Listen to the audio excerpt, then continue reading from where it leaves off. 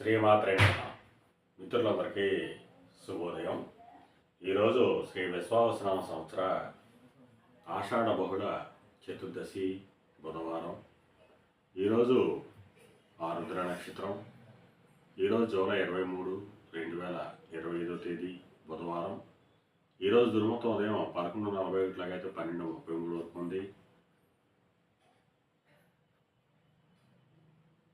ఈరోజు పంచాంగరీత్యా ఈ రకమైనటువంటి ఫలితాలు గోచరిస్తున్నాయి. అలాగే ఈరోజు నక్షత్రం అయినటువంటి ఆరుద్ర నక్షత్రం ఎవరికి తారాబలం కుదురుతుందో మనం పరిశీలించింది అయితే అశ్విని, కృత్తిక, మృగశిర, పునరసు, పుష్యమి, మఖ, ఉత్తర, చిత్త, విశాఖ, జ్యేష్ఠ, మూల, ఉత్తరాషాఢ, ధనిష్ట, పూర్వభద్ర, ఉత్తరాభద్ర.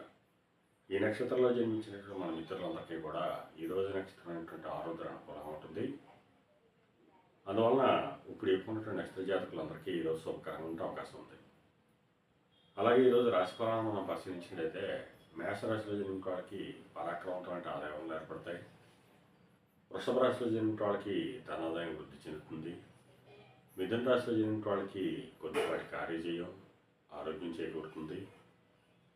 కర్కాటక రాశిలో జన్మించిన వాళ్ళకి అనారోగ్య సూచన, ధనవ్యయం కలుగుతుంది. సింహరాశిలో జన్మించిన వాళ్ళకి చేసేటువంటి వ్యాపారాలు లాభసాటిగా సాగుతాయి. కన్యారాశిలో జన్మించిన వాళ్ళకి ఉద్యోగ అవకాశాలు పెరుగుతాయి.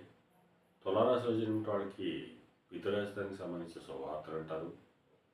వృశ్చిక రాశిలో జన్మించిన వాళ్ళకి అనారోగ్య సూచన, ధనవ్యయం కలుగుతుంది. ధనుర్రాశిలో జన్మించిన వాళ్ళకి కళత్రపరక లాభం కలుగుతుంది. మకర రాశిలో జన్మించిన వాళ్ళకి శత్రుభయం కలుగుతుంది.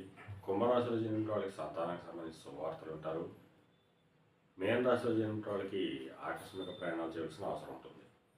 ఈరోజు ద్వాదశ రాశుల యొక్క ఫలితాలు ఈ రకంగా తెలియడం జరిగింది. అలాగే ఈరోజు పాండిత్యం చేత అనార్జన చేసిన వాళ్ళకి అనగా పండితులు కానీ, లాయర్లు కానీ, లేఖర్లకు కానీ, ఆడిటర్లకు కానీ, విలేకరులకు కానీ ఈరోజు మిక్కిలి శుభదాయకంగా లాభదాయకంగా అవకాశం ఉంది. అలాగే జీవ సంబంధ వ్యాపారాలు చేసిన వాళ్ళకి కానీ, మత్తుపానాలు క్రయ విక్రయాలు చేసిన వాళ్ళకి కానీ, వైద్య రంగం ఉన్న వాళ్ళకి కానీ ఈరోజు మిక్కిలి శుభదాయకంగా లాభదాయకంగా అవకాశం ఉంది. ఈరోజు పంచాంగరీత్యా ఈ రకమైనటువంటి ఫలితాలు గోచరిస్తున్నాయి. అలాగే ఈరోజు బుధవారం. అందువలన అయ్యప్ప స్వామిని, మణికంఠ స్వామిని ఆరాధించిన, స్వామిని అభిషేకించిన సర్వశుభాలు కలుగుతాయని చెప్పి శాస్త్రీత్యా తెలియడం జరుగుతుంది. అలాగే మరలా రేపు శుభోదయం కార్యక్రమంలో మరిన్ని విషయాలు తెలుసుకుందాం. అంతవరకు మన మిత్రులందరికీ మరొకసారి శుభోదయం.